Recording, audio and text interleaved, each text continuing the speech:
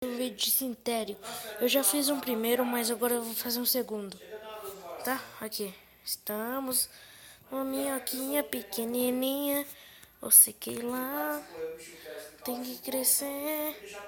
Né, pessoal? Tem que comer, tem que comer, tem que comer. Vem cá, minhoquinha, vem. Pra cima, pra cima, pra cima. Vem pra cá, vem pra cá, vem pra cá. Vira, vira. Opa!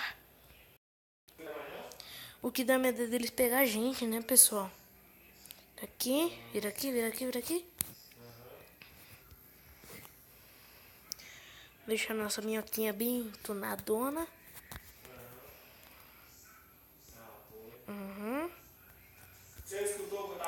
Isso.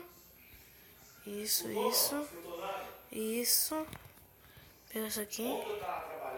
Eu acho que agora vai ficar bom. Naquele episódio lá a gente fez muita coisa, hein? Aqui. Isso.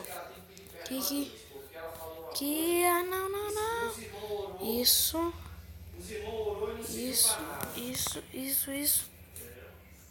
Isso. Uma pessoa fala um negócio desse, Deus com certeza Deus não sagrado.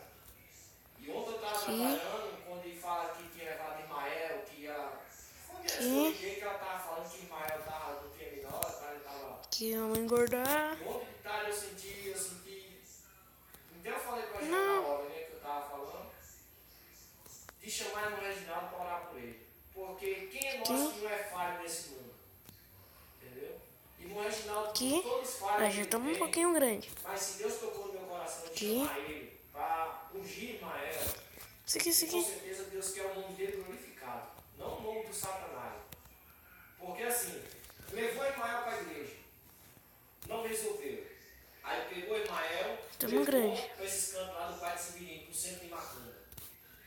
Entendeu?